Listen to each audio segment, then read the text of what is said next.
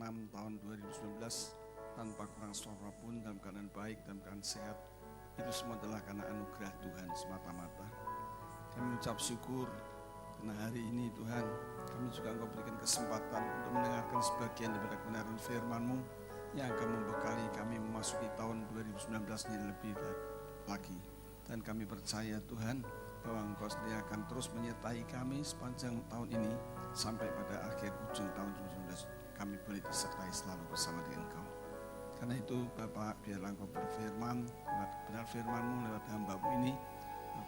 Hamba-Mu butuh pengurapan yang baru untuk seluruh jemaat-Mu, sehingga berita firman Tuhan yang disampaikan oleh hamba-Mu ini boleh memberkati setiap jemaat-Mu pulang tidak sia-sia, tapi diberkati oleh firman-Mu. Karena itu Tuhan beracaralah, hamba-Mu sudah siap untuk memakai di dalam nama Yesus Tuhan kami. Amin. Silakan duduk.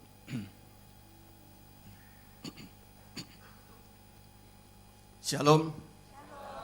Ya, jemaat dikasih oleh Tuhan. Sebelumnya saya juga ingin mengucap selamat tahun baru. Biarlah Bapak Ibu memasuki tahun 2020 ini penuh dengan kemenangan karena selalu disertai oleh Tuhan.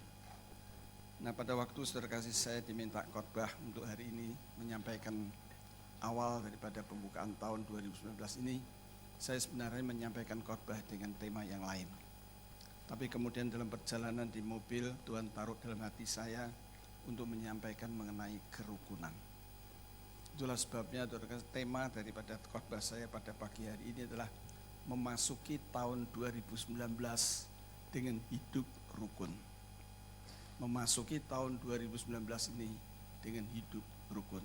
Bacaan yang saya ambil itu di Mazmur 133 ayat 1 sampai 3. Mazmur 133 sampai 1-3 kita akan baca. Saya akan bacakan ayat yang pertama, kemudian Bapak Ibu bisa baca ayat yang kedua dan seterusnya.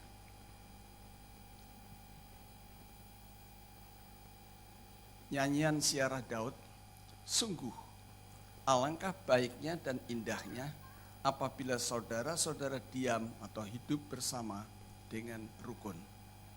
Ayat yang kedua.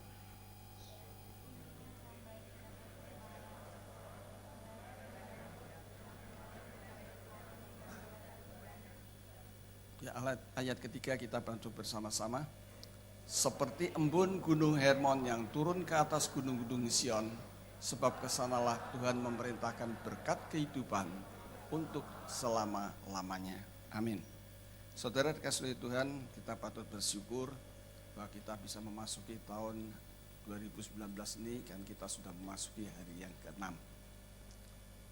Sekalipun hari-hari ke depan tentunya kita semua tahu kita akan diperhadapkan dengan suasana yang mungkin semakin memanas karena adalah tahun politik, di mana kita setiap hari pasti akan mendengar atau disuguhi oleh berita-berita yang membuat kebencian, perpecahan, permusuhan. Tapi sebagai orang yang percaya, sebagai orang yang anak-anak Tuhan, kita tidak perlu terpengaruh, kita tidak perlu terbawa ke suasana seperti itu. Sebaliknya, saudara kasih, kita harus bisa menunjukkan sebagai anak-anak Tuhan bahwa kita ini bisa hidup di dalam kasih persaudaraan yang kuat. Kita boleh saling rukun satu sama lain, kita boleh ada kebersamaan, kesatuan, tidak ada kebencian dan permusuhan, dan kita sungguh-sungguh bisa hidup dalam rukun. Nah, saudara kalian Tuhan, kita hidup dalam rukun ini bukan karena kemauan kita, inilah kemauan dari Tuhan sendiri. Seperti tadi dikatakan dalam Mazmur 133 ayat 1 dikatakan bahwa alangkah baiknya dan indahnya apabila saudara-saudara diam atau hidup bersama dengan rukun. Jadi kerinduan Tuhan, keinginan Tuhan, kehendak Tuhan adalah kita sebagai anak-anak Tuhan hidup dengan rukun. Nah, karena itu saudara kasih, marilah kita memasuki tahun 2019 ini dengan hidup rukun. Dan mulailah dari keluarga kita masing-masing. Kemudian setelah keluarga kita masing-masing, kita juga hidup dalam sebagai anak-anak Tuhan di dalam jemaat. Karena kita sebagai jemaat adalah keluarga Tuhan juga, keluarga Allah namanya. Karena itu kita perlu juga harus hidup rukun. Nah, saudara kasih, Mengapa kita harus mulai dari keluarga? Karena GBI Sungai Yordan Taman Ratu ini itu fokusnya adalah keluarga untuk mewujudkan visi secara umum, yaitu diubah menjadi serupa Kristus. Fokus kita sebagai keluarga. Itulah sebabnya kalau Bapak Ibu perhatikan, cermati baik-baik, maka segala program, acara-acara yang ada di gereja GBI Sungai itu selalu mengarah kepada keluarga. Misalnya seminar pasutri, dimaksudkan itu adalah untuk supaya ada suami istri ikut, itu bisa nanti hidup sebagai suami istri yang ideal, yang harmonis, yang diberkati oleh Tuhan sesuai dengan desain Tuhan. Karena itu bagi Bapak Ibu yang belum ikut seminar pasutri, saya ajak untuk bisa ikut, karena di situ diajarkan bagaimana kita bisa hidup saling mengasihi, saling mengampuni, dan kita dalam kebersamaan rukun, semakin mesra, semakin hari semakin mesra, dan hidup dalam keluarga yang ideal dan harmonis dan diberkati oleh Tuhan. Kemudian juga saudara kasih, secara berkala juga kita adakan seminar orang tua dengan anak.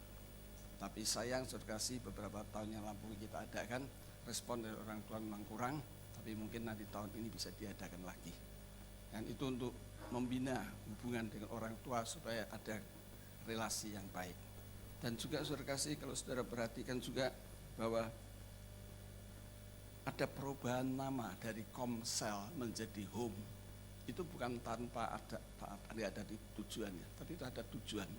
Supaya di dalam Komsel ini adalah ada membangun kekeluargaan, keluarga yang penuh dengan kasih persaudaraan, yang bisa saling menolong, saling membantu dan sama lain. Dan pada waktu tanggal 24, saya juga hadir dalam Komsel atau Home di rumahnya, di kantornya Pak Daniel. Home berapa saya nggak tahu, itu yang di bawah siapa, Robert atau itu ya, Anton. Itu saya lihat saudara kasih persaudaraan begitu kuat, luar biasa. Masak sama-sama, makan sama-sama, bercanda sama-sama.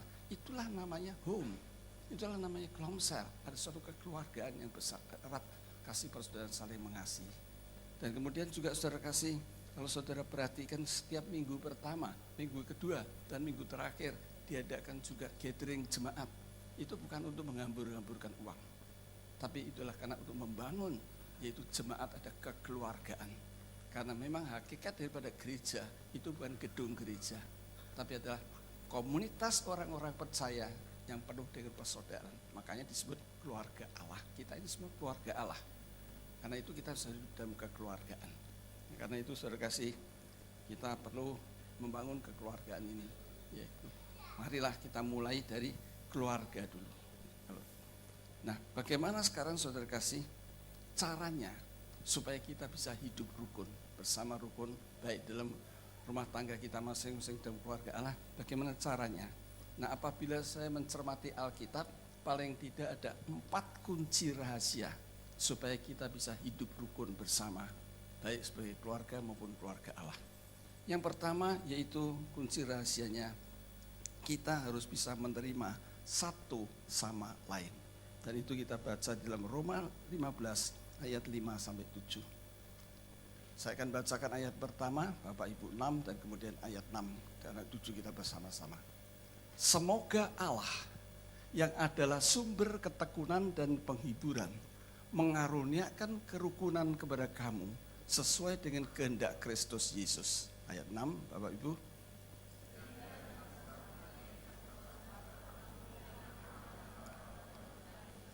Ya, ayat 7 kita baca bersama-sama.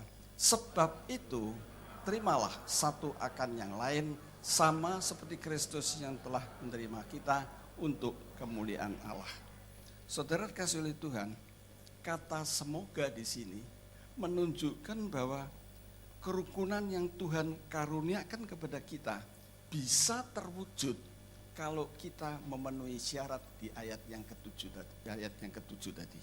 Yaitu dikatakan, sebab itu terimalah satu sama lain, sama seperti juga Kristus menerima kita untuk kemuliaan Allah. Jadi di sini kita melihat saudara kasih, Allah mengaruniakan, memberikan kerukunan kepada kita. Itu adalah bagian dari Allah. Tapi bagian kita harus ada yang kita kerjakan, yaitu menerima satu sama lain apa adanya. Kalau saudara belum bisa menerima satu sama lain, maka kerukunan itu akan terwujud. Karena ada bagian yang Tuhan berikan kepada kita, tapi ada bagian yang kita harus kerjakan, yaitu menerima satu sama lain apa adanya. Nah, alasan mengapa saudara kasih kita harus menerima satu sama lain apa adanya, sebetulnya alasannya simple. Karena saudara kasih, tiap-tiap manusia itu mempunyai pikiran yang berbeda, perasaan yang berbeda, keinginan yang berbeda, latar belakang yang berbeda, karakter berbeda, kebiasaan yang berbeda. Jadi saudara kasih, kita harus bisa menerima satu sama lain apa adanya. Tentunya saudara kasih, kebiasaan-kebiasaannya itu kebiasaan yang baik tentunya yang harus kita terima. Jadi saudara kasih, kita harus belajar hidup bersama sebagai suami istri, atau sebagai orang tua dengan anak, atau mertua dengan menantu, kakak dengan adik, jemaat dengan jemaat, pekerja dengan pekerjaan. Kita harus belajar untuk menerima dan menghargai satu sama lain. Perasaannya, jalan pikirannya, pendapatnya, keinginannya, latar belakangnya, semua kita harus berani mau menerima dan menerima apa adanya. Karena kalau tidak, saudara, kita tidak bisa menghargai satu sama lain, maka nanti kita akan ribut.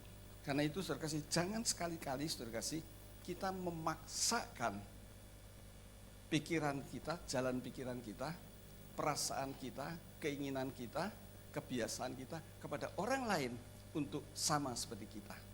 Pasti akan terjadi konflik, ribut. Karena kalau itu memaksa kehendak, pasti itu akan ribut. Jadi kita harus berusaha menghargai. Berkasih, istri saya saudara kasih, dulu itu saudara kasih, kalau setiap pagi itu boleh dikatakan saudara kasih ribut sama anak-anak, hanya karena masalah jemputan sekolah. Jadi saudara kasih, anak-anak saya dulu saudara kasih itu adalah selalu dijemput oleh bus sekolah. Jadi sekolahnya di Regina Pacis, itu di pagi-pagi dijemput oleh bus sekolah. Nah, selalu istri saya ribut dengan anak-anak. Karena apa? Istri saya maunya itu anak-anak saya udah standby 1/4 jam sebelum bus itu datang. Dia paksakan itu. Tapi anak-anak saya punya pemikiran yang lain, keinginan yang lain. Ngapain 1/4 jam? 5 menit juga cukup, pokoknya kan nggak terlambat. Nah, istri saya berusaha untuk memaksa, saya selalu ribut. Nah, kemudian saya katakan, udahlah, kalau memang dia maunya begitu, pokoknya nggak terlambat, udahlah ikutin aja. Ya udah, akhirnya saya kasih, istri saya ikut, dan kemudian dia, kalau itu 5 menit baru standby, akhirnya nggak ribut, saya kasih. Dan saya bilang, kalau paling-paling kalau telat ya, yang marahin supir bus, bukan kita yang ribut. Nanti kan pasti dia disiplin. Jadi saudara kasih, kita mau belajar bahwa kita harus bisa menghargai pikiran anak-anak kita, jalan pikir, perasaan kita harus hargai, dan kita bisa menerima apa adanya. Kemudian saudara kasih, pada waktu ada seminar pasutri, kami juga ada suatu kesaksian dari suami istri. Itu juga begitu, istrinya ingin memaksakan kehendak pada suaminya, sehingga ribut, hanya gara-gara karena makanan, saudara kasih. Dia bersaksi bahwa istrinya ini dari Padang. Saya nggak tahu di sini ada orang Padang atau tidak. Kemudian saudara, suaminya dari Jakarta. Nah, kalau orang Padang itu senangnya kan doyan sate Padang, ya betul ya. Jadi kalau pulang saudara kasih, dia bawa sate Padang, tawarin suaminya. Kemudian suami enggak, tanpa beri alasan bilang enggak. Cobain, terus dipaksa-paksa, 1 cok aja. Pokoknya kalau udah dicobain ketagihan lah. Suami bilang enggak. Udah, akhirnya dipaksa lagi saudara kasih. Pokoknya sepotong kecil aja, coba, enak banget udah, pokoknya ketagihan. Suaminya kesel kan dipaksa-paksa. Bilang enggak, ya udah enggak. Orang makanan kayak ingus gitu kok dimakan. Tuh, sausnya kan memang begitu saudara kasih ya. Jadi enggak mau saudara kasih. Nah, akhirnya sudah si istrinya saudara kasih tahu bahwa suaminya enggak mau dipaksa. Akhirnya dia saudara kasih kalau mau pulang bawa makanan, cuman dia makan sendiri aja. Nikmatin asiknya, bukan nikmatin susu. Akhirnya saya kasih suami lihat, ini setiap kali makan ini kok enak banget rasanya, asik ya. Coba saya mau cobain. Nah, akhirnya ketagihan. Nah, ini saya kasih, kalau kita tidak memaksakan kehendak kita, itu tidak akan terjadi ribut. Tapi kalau kita memaksa kehendak kita, maka akan jadi ribut. Karena itu saya kasih, kita belajar bisa menerima satu sama lain apa adanya kalau kita mau hidup rukun. Kemudian kunci rahasia yang kedua saya kasih, Kalau kita mau bisa hidup rukun, yaitu kita harus segera menyelesaikan setiap kali terjadi konflik. Kita harus segera menyelesaikan setiap kali kita terjadi konflik. Firman Tuhannya itu Efesus 4 ayat 26. Efesus 4 ayat 26 dikatakan, kita mau coba bersama-sama karena ini satu ayat. 1, 2, 3. Apabila kamu menjadi marah, janganlah kamu berbuat dosa, janganlah matahari terbenam sebelum padam amarahmu. Jadi saudara kasih, setiap kemarahan atau setiap konflik yang terjadi harus segera diselesaikan. Firman Tuhan mengatakan, janganlah matahari terbenam sebelum padam amarahmu atau konflikmu sudah diselesaikan. Kita harus segera selesaikan. Setiap kemarahan, konflik yang tidak mau segera diselesaikan, pasti saudara kasih akan berbuntut panjang. Pasti dimulai dengan ada salah satu pihak yang tidak senang, itu pasti kalau terjadi konflik. Kemudian saudara kasih, kalau misalnya itu juga tidak diselesaikan, apalagi timbul konflik yang baru lagi, maka dia akan menimbulkan rasa benci, berkembang saudara kasih. Kemudian kalau rasa benci itu juga belum bisa diselesaikan konflik dan malah bertambah lagi satu konflik baru, maka dia akan berkembang menjadi rasa dendam. Dan kalau itu juga tidak diselesaikan, maka dia akan merasa sakit hati atau kepahitan. Mengapa suami istri saudara kepahitan? Itu karena tidak pernah menyelesaikan masalah-masalah yang terjadi. Sehingga akhirnya terjadi kepahitan tadi. Nah saudara kasih, dan itu saudara kasih kalau sampai terjadi itu mengerikan. Karena apa? Karena kalau kita tidak mau menyelesaikan, berkembang sampai kepada rasa benci saja, firman Tuhan mengatakan bahwa kamu adalah pembunuh manusia.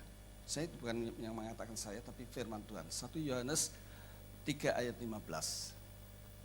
1 Yohanes 3 ayat 15. Nah, dikatakan begini. Setiap orang yang membenci saudaranya, entah suami, istri, entah siapa saja, adalah seorang pembunuh manusia. Dan kamu tahu bahwa tidak ada seorang pembunuh yang tetap memiliki hidup yang kekal di dalam dirinya. Jadi di sini kita harus tahu, mengerti bahwa kalau kita membenci saja sudah dianggap sebagai pembunuh sesuai dengan firman Tuhan. Nah yang lebih mengerikan lagi saudara kasih, kalau itu sudah berkembang menjadi sakit hati atau kepahitan. Bukan hanya membunuh orang lain, tapi dia akan membunuh dirinya sendiri. Sesuai dengan dikatakan, sebagaimana dikatakan Ayub 5 ayat yang kedua, bahwa orang yang sakit hati dikatakan, sesungguhnya orang bodoh dibunuh oleh sakit hatinya, dan orang bebal dimatikan oleh iri hati. Jadi saudara kasih, orang yang sakit hati, yang kepahitan itu disebut orang bodoh. Mengapa? Karena dia akan dibunuh oleh sakit hatinya sendiri. Dan kebenaran firman Tuhan ini luar biasa. Kalau kita saudara kasih ikuti dunia kedokteran secara medis, itu juga saudara dibuktikan saudara kasih bahwa kepahitan itu saudara kasih itu memang bisa membunuh diri kita sendiri. Dikatakan bahwa orang yang kepahitan sakit itu biasanya penyakitan, bahkan bisa menderita sakit kanker. Dan sakit kanker itu bukan hanya membuat kantong kering saudara kasih, tapi itu bisa membunuh diri kita sendiri. Dan itu memang sudah dibuktikan. Maka dari itu saudara kasih, segera bereskan setiap kali ada konflik, karena kalau tidak maka itu nanti akan terjadi penumpukan, akumulasi luka-luka batin. Akibatnya tadi akan tumbuh kebencian, dendam, dan kepahitan. Terkasih, saya pernah melayani seorang ibu. Dia punya beberapa anak. Waktu itu suaminya punya usaha apa saya tidak tahu. Tapi istrinya ini memang selalu membantu usaha daripada suaminya. Dan pada waktu itu baik-baik saja, tidak terjadi konflik karena suaminya masih mendengarkan nasihat dari istrinya. Tapi kemudian beberapa lalu suaminya itu ngajak saudara-saudaranya masuk di dalam perusahaan itu untuk membantu. Dan ternyata setelah saudara-saudaranya masuk, saudara kasih, istrinya dicuekin, nggak dianggap. Semua nasihat dengar dari saudaranya. Dan terjadilah konflik saudara kasih, karena dia tidak senang. Karena saudara-saudara itu kadang enak datangnya seenaknya sendiri, pakai uang sendiri, tapi selalu diberi nasihat, didengarkan nasihatnya. Sehingga istrinya bilang, menasihatkan tapi nggak pernah digubris. Akhirnya saudara kasih, dia sakit hati, kepahitan dengan suaminya sendiri. Dan akibatnya apa saudara kasih? Dia sampai suaminya meninggal, dia belum bisa mengampuni, dia masih sakit hati, kepahitan. Akhirnya dia mengidap kanker liver dan saya kunjungi. Dan saya korek, ternyata dia punya kepahitan yang luar biasa dengan suaminya sendiri. Sampai mati pun dia masih ada kepahitan. Sehingga pada akhirnya hidupnya diakhiri dengan sakit kankernya, yaitu sakit hatinya itu. Jadi saudara kasih, kita mau belajar saudara ini juga. Kalau misalnya itu belajar, kita jangan sampai sakit hati. Karena itu kalau kita sudah sampai sakit hati, maka itu akan membunuh diri kita sendiri.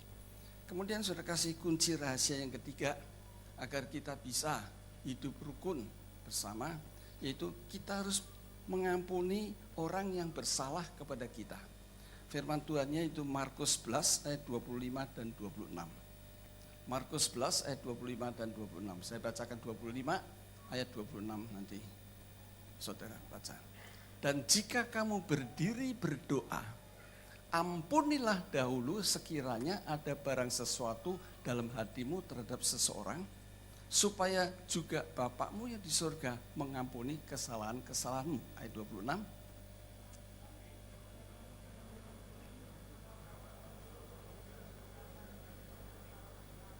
Ya, saudara kasih.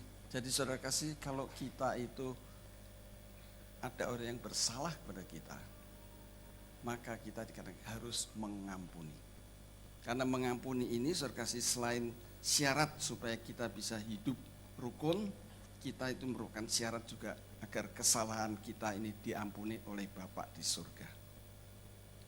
Dan yang luar biasa saudara, kalau kita bisa melepaskan pengampunan, maka orang yang bersalah itu juga bukan hanya kita yang diampuni, tapi orang itu juga diampuni. Seperti tertulis dalam Yohanes 20 ayat 23. Dikatakan Yohanes 20, jikalau kamu mengampuni dosa orang, dosanya diampuni. Dan jikalau kamu menyatakan dosa orang tetap ada, dosanya tetap ada. Jadi kuasa pengampunan itu selain untuk kita saudara kasih, kuasa pengampunan juga untuk orang lain, supaya orang itu juga diampuni dosanya. Nah karena itu saudara kasih, janganlah kita menganggap enteng atau sepele tentang pengampunan. Karena apabila kita tidak mengampuni, akibatnya fatal, sampai kepada dampaknya sampai kepada kekekalan. Dan selain saudara kasih berdampak sampai kekekalan, bukan hanya sampai di kekekalan saja, tapi hidup kita selama di dunia ini juga akan menderita. Sungguh saudara, menderita kalau kita itu tidak bisa mengampuni orang. Saudara kasih, karena apa? Karena ya kita nanti akan menderita. Karena itu sesakit apapun saudara kasih, kita harus belajar mau tidak mau mengampuni. Karena kalau tidak, hidup kita juga di dunia ini maupun di sana nanti akan menderita. Nah saudara kasih, memang saudara kasih tidak mudah. Tapi jika kita berani ambil keputusan, saya mau, Tuhan pasti akan sanggupkan sehingga kita bisa sanggup mengampuni. Dengan kekuatan kita sendiri memang sulit. Tapi Tuhan akan berikan karunia kalau kita mau melakukan firman-Nya. Terkasih, saya sendiri dulu adalah orang yang sulit sekali mengampuni orang. Bisa nggak bisa lupa. Nah suatu ketika saudara kasih, saya ditipu atau digeser sama teman sekerja saya pada waktu saya masih menjadi kontraktor, dan saya sakit hati. Saya betul-betul karena didepak begitu aja. Sehingga saudara, hidup saya menderita. Jengkel, kesel, kalau saya nggak bisa tidur, kalau tengah malam tidur itu begitu bangun teringat orang itu, saya pengen saya tonjok begitu. Jadi nggak ada sukacita saudara sih. Nggak enak tidur, nggak enak makan, selalu kalau ingat orang itu. Tapi kemudian saudara kasih, puji Tuhan saudara kasih, saya bisa mengikuti seminar hidup di dalam roh. Karena saya pikir rugi banget ya kalau misalnya kita nggak bisa mengampuni. Orangnya yang nyakiti hati saya, dia enak-enak tidur, enak-enak makan, berfoya-foya, tapi saya sendiri hidupnya menderita. Sehingga akhirnya saudara kasih, saya ikut SHDR karena di situ katanya diajarkan bagaimana mengampuni. Saya ikut saudara kasih, dan di situ diajarkan supaya bisa mengampuni. Dan ayat ini yang muncul saudara kasih di Markus. Kalau engkau tidak mengampuni kesalahan orang, Bapakmu di surga diampuni. Dan kemudian saya bilang, Bapak, saya mau mengampuni, tapi mampukan saya, beri aku kasih karunia. Dan ternyata benar saudara kasih. Tuhan mampukan saya. Saya datangi orang itu, kemudian saya ampuni dia, dan akhirnya saya bisa duduk satu meja makan dengan orang yang menyakiti hati saya. Dan sejak itu saya plong, lega, damai, enak tidur, enak makan. Karena apa? Saya sudah lepaskan pengampunan. Nah, demikian juga istri saya, istri saya juga orang sulitnya mengampuni. Bapak Ibu mungkin yang ikut seminar, ikut memberkatikan, selalu saya berikan kesaksian. Dia itu dulu kepahitan dengan adik saya dengan orang tua saya. Karena itu kesalahan saya. Saya lebih mengutamakan, mengasihi, menghargai orang tua saya, mementingkan orang tua adik daripada istri. Sehingga dia ada suatu kepahitan. Tapi dia tidak berani utarakan, saudara kasih. Dia hanya pendam saja. Marah dengan saya nggak berani, akhirnya saudara kasih timbul sesuatu yang menderita buat dia. Dia kesel kalau saya ngomong nyinggung adik atau orang tua, dia udah meledak-meledak. Pernah saudara kasih tanpa sebab, saya nggak tahu, malam tidur histeris jerit-jerit. Ternyata saudara kasih ini akar masalahnya di mana saya nggak tahu. Tapi pada waktu dia ikut seminar hidup dan roh, karena saya juga udah berubah, dia mau. Dan di situ diajar pengampunan. Firman Tuhan tadi muncul kembali. Bahwa kalau engkau tidak mau mengampuni, Bapakmu di surga tidak mengampuni. Akhirnya istri saya berkeputusan, saya mau. Dan Tuhan sanggupkan mengampuni. Pada waktu ketemu adik saya, dia samperin, dia bilang, aku minta ampun, minta maaf. Karena dulu itu kalau adik saya kan tinggal di rumah, saudara sih. Itu kalau lewat itu makan aja dicuek. Gak pernah ditawarin, gak pernah disebut, disapa dan sebagainya. Tapi setelah itu dia berdamai, dan kemudian dia minta ampun, dan pada itu sudah hidup rukun lagi. Karena apa? Mau melepaskan pengampunan. Karena itu saudara kasih, kita belajar saudara kasih, supaya kita apabila Bapak Ibu masih sakit hati karena mungkin pernah disakiti entah oleh suamimu, istrimu, orang tuamu, mertua, menantu, teman atau siapa saja saudara kasih, lepaskan pengampunan agar kita bisa hidup rukun dengan mereka, damai, dan juga doa-doa kita pasti akan dikabulkan. Karena satu-satu penghalang yaitu adalah kalau kita ada kepahitan, doa-doa kita pasti tidak akan dikabulkan. Karena itu lepaskan pengampunan. Kemudian terakhir saya kasih, kita mau belajar kalau kunci rahasia yang keempat supaya bisa hidup rukun, kita harus berdamai dengan orang yang sakit hati kepada kita. Jadi kalau tadi kita sakit hati kepada orang lain, ini sekarang ada orang yang sakit hati kepada kita harus berdamai. Bacaannya itu dalam Matius 5 ayat 23-26. Saya bacakan ayat 23, Bapak Ibu nanti bergantian. Sebab itu, jika engkau mempersembahkan persembahanmu di atas mezbah, dan engkau teringat akan sesuatu yang ada di dalam hati saudaramu terhadap engkau, ayat 24. 24. Ya.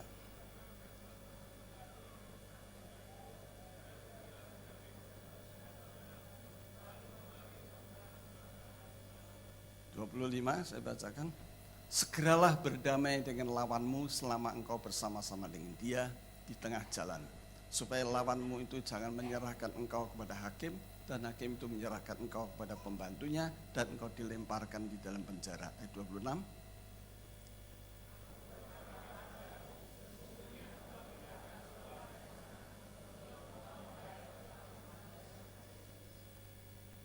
Jadi saudara kasih oleh Tuhan, kalau ada orang yang sakit hati kepada kita diajar untuk kita bisa berdamai dengan orang yang sakit hati kepada kita. Karena itu saudara kasih, supaya bisa hidup rukun, segera berdamai. Apabila ada tutur kata kita, tingkah laku kita membuat ada orang yang sakit hati kepada kita. Dan kita diajar oleh firman Tuhan bahwa kita sendiri yang datang kepada orang itu. Sekalipun kita sakit, tapi kita harus datang berdamai. Jadi bukan menunggu orang itu datang, saudara kasih, tapi kita harus punya inisiatif datang pada dia untuk nanti bisa berdamai. Saudara kasih, memang saudara kasih, salah satu penghalang mengapa kita sulit, saudara kasih, itu berat untuk bisa minta maaf, minta ampun kepada orang yang sakit hati kepada kita, itu adalah ego kita, harga diri kita, kesombongan kita. Karena itu supaya kita bisa saudara melakukan firman Tuhan ini, satu-satunya harus singkirkan itu penghalang. Ego kita, emosi kita, harga diri, sombongan semua kita singkirkan, maka kan kita bisa minta ampun, minta orang yang pada orang sakit hati kita, maka kita harus bisa nanti minta ampun dengan pertolongan daripada Tuhan. Nah karena itu saudara kasih, kalau kita tidak mau saudara kasih, maka saya katakan buntutnya itu akan panjang. Kalau orang sakit hati kepada kita tidak mau minta ampun, minta apa, itu buntutnya panjang. Bukan saja saudara kasih tidak bisa hidup rukun, tapi kita juga bisa terancam jiwa keselamatan kita. Saudara baca di koran berapa banyak orang yang mati dibunuh oleh tukang parkir, oleh tetangganya, oleh sopirnya, bahkan oleh tukang kebunnya, bahkan oleh anaknya sendiri, hanya gara-gara kenapa? Sakit hati. Karena itu saudara kasih, sebelum semuanya itu terjadi, lebih baik kita mencegah daripada sudah terjadi. Bagaimana caranya supaya kita bisa mencegah? Yaitu alangkah baiknya kalau kita bisa mencegah dengan apa? Menjaga tutur kata kita, tingkah laku kita, emosi kita, untuk bisa menjaga hubungan baik dengan orang lain. Relasi itu di atas segala-galanya. Tadi sudah kita dengar firman Tuhan. Kalau kita mempersembahkan, tinggalkan dulu, relasimu harus baik dulu dengan orang lain. Baru nanti persembahan itu berkenan pada Tuhan. Karena itu perlu menjaga hubungan baik, entah dengan keluarga, dengan pembantu, dengan siapa saja saudara kasih. Itu kita harus belajar untuk relasi, menjaga supaya kita tetap baik. Saya belajar saudara kasih bahwa menjaga hubungan baik itu penting sekali. Dengan keluarga saya jaga baik-baik. Saya tidak pernah mengeluarkan kata-kata kasar, kata-kata yang menyakitkan, kata-kata yang kotor kepada istri, anak-anak saya, tidak pernah. Bahkan kepada semua saudara kasih. Makanya kalau istri saya itu saya pesan, wanti-wanti, jaga relasi. Bukan hanya sebagai anak mantu, cucu, jaga relasi. Karena relasi itu di atas segala-galanya. Bayangkan saudara kasih kalau kita relasi kita nggak baik sama misalnya menantu, bagaimana bayangkan saudara kasih, makan satu rumah misalnya tinggal, mungkin nggak ditawarin makan, kan nggak enak saudara kasih, relasinya jelek begitu. Jadi kita harus jaga relasi itu. Saya belajar saudara kasih dengan keluarga. Bahkan dengan pembantu pun, saudara bisa panggil pembantu saya tidak pernah menyakiti, keluar kata-kata kasar, kata-kata kotor, atau saya bentak pembantu saya nggak pernah.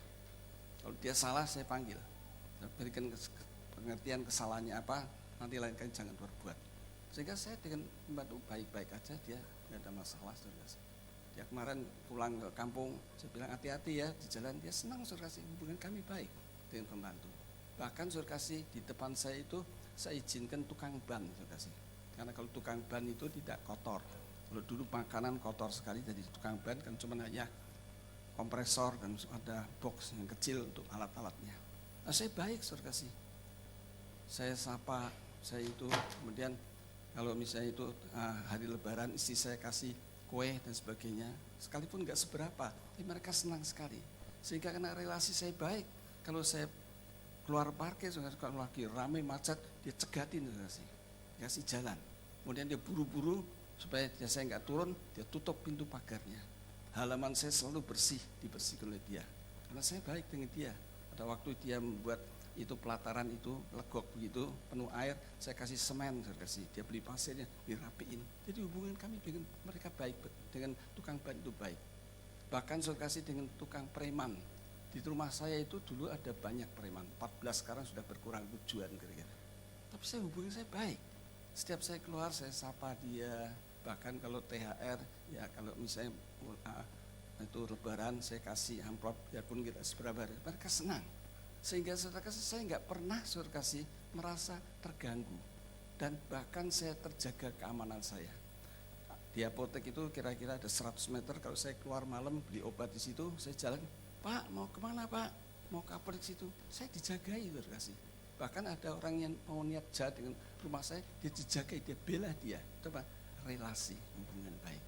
Karena itu saya kasih, ialah kita selalu menjaga hubungan baik, karena mencegah itu jauh lebih baik kalau itu sudah terjadi. Tetapi seandainya oleh karena mungkin tanpa sengaja kita membuat orang sakit hati, maka kita lakukan tadi, yaitu di dalam Matius 5 ayat 23 dan 24 tadi.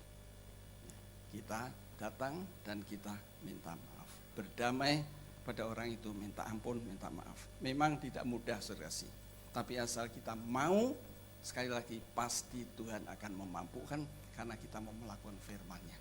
Terkasih, saya sergasi sudah melakukan ini. Saya dulu sebelum mendirikan gereja ini, di gereja yang lama, saya di Katolik, saya diberi kepercayaan untuk mendistribusikan majalah ya di tempat paroki-paroki, dan kemudian mesti harus ditagih bayarannya berapa, tapi saya kan nggak bisa lakukan sendiri. Saya pakai beberapa orang, saya minta tolong beberapa orang, tapi ternyata sudah ada satu orang ini yang tidak pernah store, berbulan-bulan tidak di store. Saya tegur, masih tetap nggak di store uangnya. Ya oleh karena dia nggak store, ya saya stop kasih. Dan saya kan wajar, kalau mereka itu nggak mau store, ya saya stop kan wajar. Sudah saya nggak beri kepercayaan lagi, tapi apa akhirnya tindakan saya yang saya anggap nggak apa-apa, itu membuat sakit hati orang itu. Dan kemudian sekali firman Tuhan mengatakan, kau harus berdamai dengan orang yang sakit hati. Dan pada waktu itu saya masih membela diri. Tapi kemudian Tuhan izinkan saya sakit batuk terus-menerus, nggak sembuh-sembuh. Dan Tuhan ingatkan kembali, berdamai dengan orang itu. Rasanya berat, saudara kasih. Tapi saya minta pertolongan Tuhan. Saya masih punya alasan, saya nggak tahu rumahnya, saya hanya tahu ancer-ancernya, gangnya tahu, tapi Tuhan kata pergi.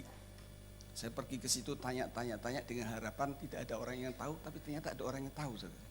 Saya ketemu dengan rumahnya. Pada waktu saya mau ketok sekali, itu masih berat banget.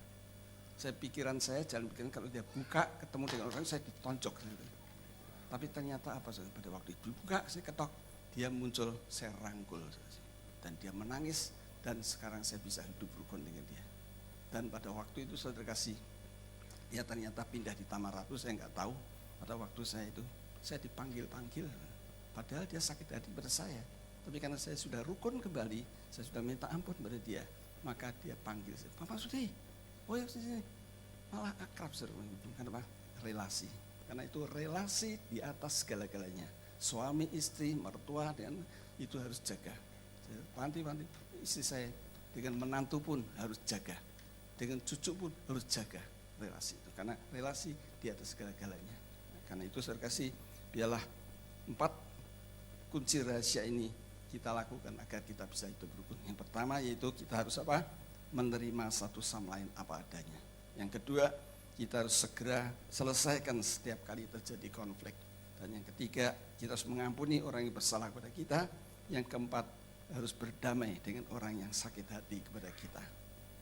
Karena itu marilah kita memasuki tahun 2019 ini dengan hidup rukun, yaitu rukun di dalam keluarga, para suami istri, orang tua dengan anak menantu, dengan mertua, adik dengan adik, rukun di dalam keluarga Allah sebagai jemaat dengan jemaat, pekerja dengan pekerja, dan rukun di dalam masyarakat.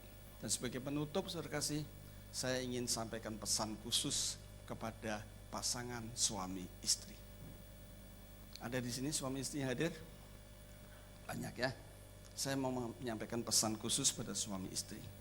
Pesan saya, saudara kasih, hiduplah rukun di masa mudamu. Hiduplah rukun sejak daripada masa mudamu. Karena kalau engkau tidak rukun di dalam masa mudamu, engkau akan menyesal dan menderita pada masa tuamu. Pasti itu. Mungkin pada waktu Bapak Ibu masih muda, masa muda, ya enggak terasa, saudara, yang namanya kesepian. Tidak terasa merasa yang namanya terlantar. Karena saudara masih bisa keluyuran, cari teman, pergi sama-sama, bercanda sama-sama, nonton sama-sama, ya, makan bersama-sama, bisa dengan teman-teman. Sehingga saudara tidak perlu merasa kesepian. Malam-malam juga mungkin masih bisa keluar dengan teman-teman sana sini. Tapi saudara kasih, kan kita tidak usianya terus-menerus seperti itu. Kita akan meningkat menjadi nanti masa-masa tua. Nah pada waktu masa tua itu Kalau kita mungkin nanti sudah mulai memasuki itu, tubuh jasmani kita pasti akan merosot. Kaki kita mungkin barangkali sudah mulai sakit-sakitan kalau buat jalan. Pinggang kita barangkali juga sudah mulai kalau berdiri lama pegel.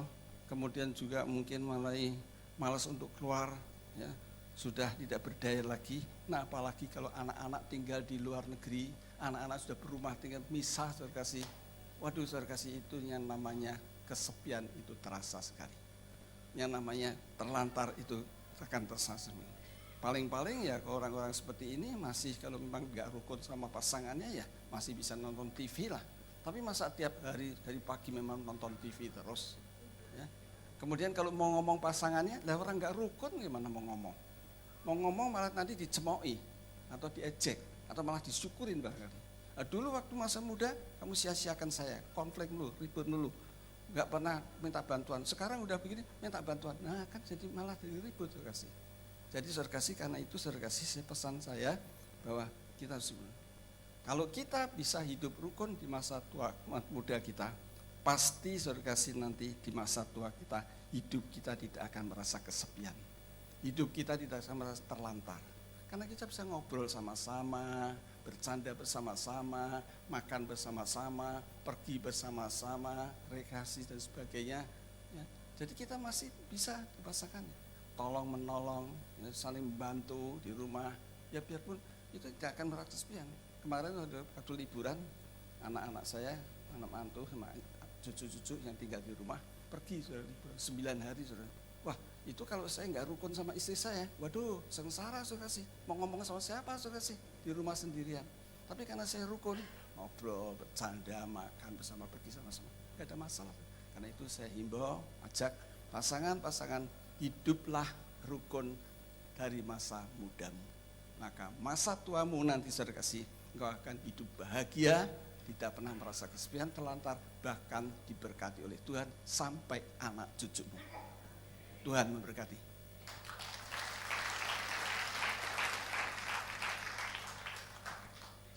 Bapak Surgawi, hambamu sudah selesai menyampaikan pesanmu memasuki tahun 2019 ini, karena ini adalah kehendakmu untuk hidup rukun bersama, entah itu sebagai suami istri, orang tua anak, atau sebagai keluarga Allah, dengan Pak adik, Pak, dengan kakak, semuanya Tuhan kita hidup rukun, bahkan dari tetangga, siapapun kita rukun, karena itulah kehendakmu. Karena itu Tuhan, biar mampukan jemaatmu selama firman Tuhan ini, kau ingatkan selalu, supaya kami boleh hidup rukun dan kami boleh dimampukan Tuhan untuk bisa mengampuni, bisa lepaskan pengampunan, minta maaf, semuanya adalah karena Tuhan yang sudah menganugerahkan kepada kami kerukunan, tapi kami harus ada bagian yang kami lakukan. Mampukan kami Tuhan, dan kau memberkati seluruh jemaatmu ini supaya mereka bisa memasuki tahun 2019 ini dengan hidup rukun. Bagi Bapak Ibu yang mungkin belum terlambat, karena ini tahun 2019 kita ada kesempatan untuk bisa hidup rukun dengan orang tua, dengan anak, dengan pasangan, dan dengan sesama kita. Tuh, terima kasih Bapak, segala pujian, hormat, kemuliaan hanya bagimu, di dalam nama Yesus Tuhan kami. Amin. Ya. Mari kita siapkan Tuhan Kudus.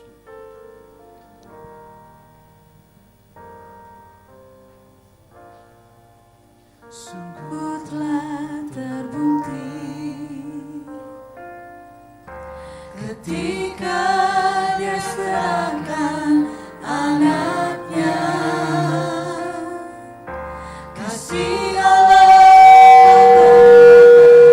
bagi kau dan aku, tak ada kasih seperti kasih-Mu. Bersyukur, bersyukur, bersyukurlah, bersyukur karena kasih setiamu. Ku sembah, ku sembah, ku sembah dan ku sembah selama hidupku, ku sembah Kau Tuhan.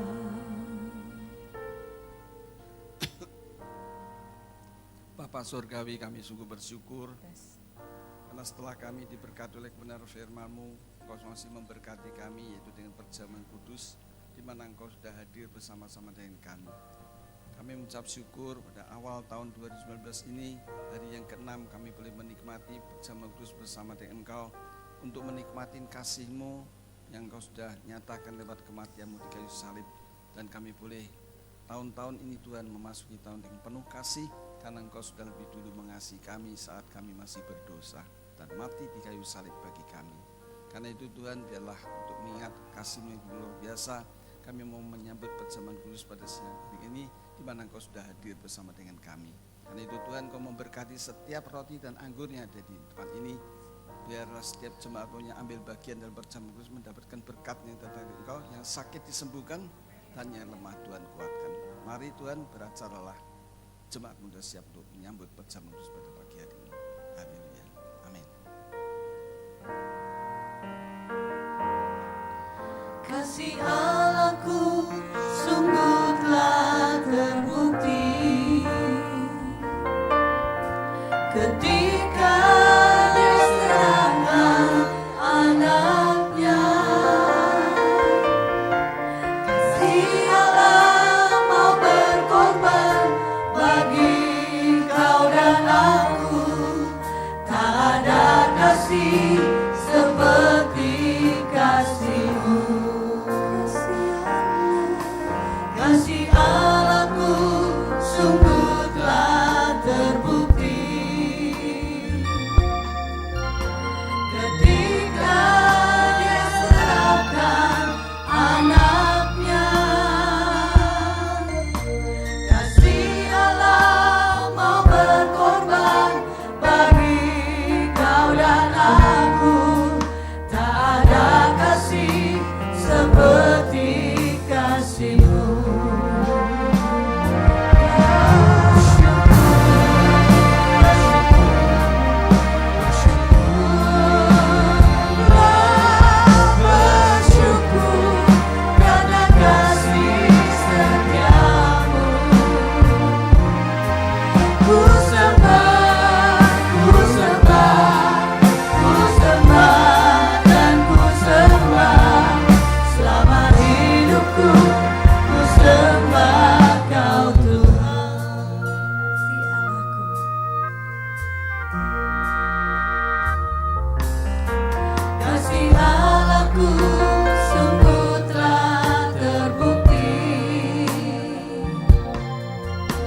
Ketika Dia serahkan anaknya. Kasih Allah mau berkorban bagi kau dan aku. Tak ada kasih seperti kasih-Mu.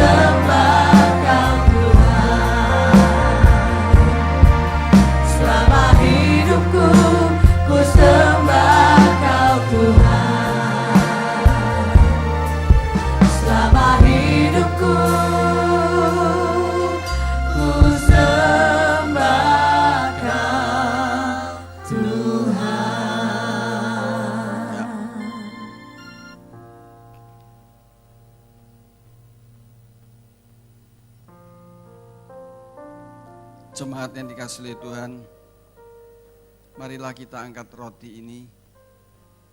Setiap kali kita mengangkat roti ini, kita akan selalu diingatkan akan kasih Kristus yang begitu luar biasa, di mana dia sudah mengorbankan dirinya, menyerahkan tubuhnya bagi kita semua.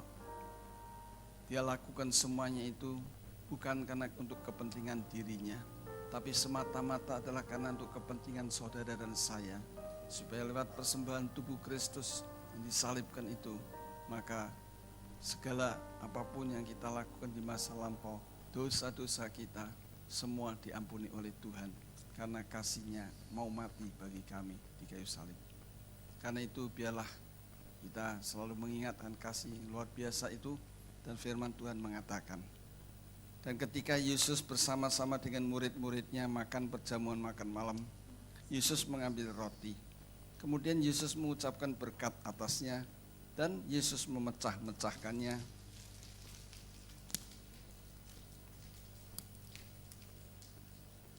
Lalu memberikan kepada murid-muridnya dan berkata, ambillah, makanlah, inilah tubuhku. Mari kita makan bersama-sama dengan penuh ucapan syukur.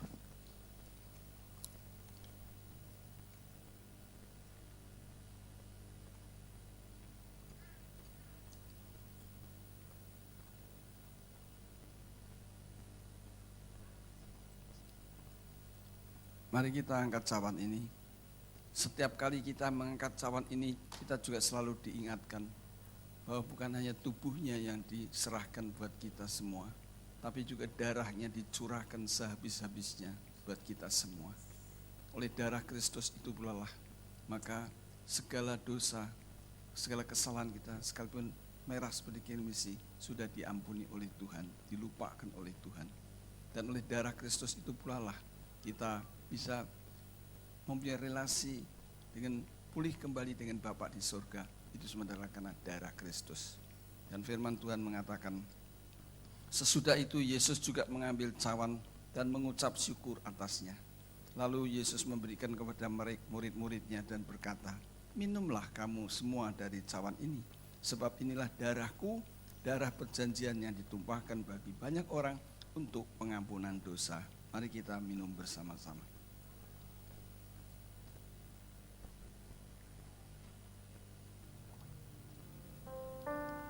Mari dalam kesempatan ini kita mau mengucap syukur, terima kasih apa yang sudah dilakukan oleh Tuhan.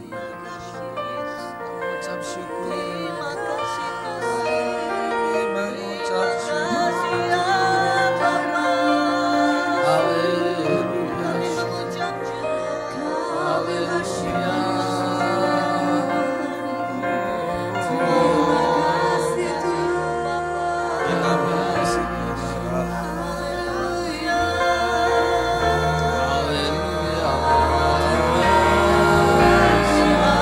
Kami mengucap syukur, kami bersyukur, haleluya. Pengorbanan-Mu yang begitu luar biasa, kasih-Mu yang menyatakan lewat kematian-Mu di kayu salib, kami sungguh bersyukur, kami bersyukur. Haleluya,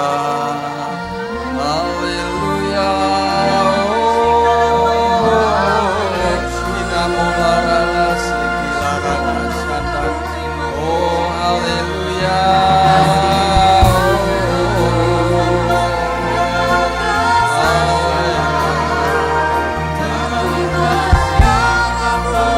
Pujian hormat kemuliaan hanya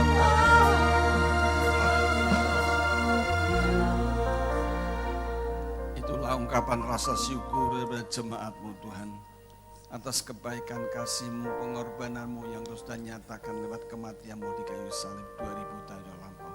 Terima kasih Tuhan. Haleluya. Amin.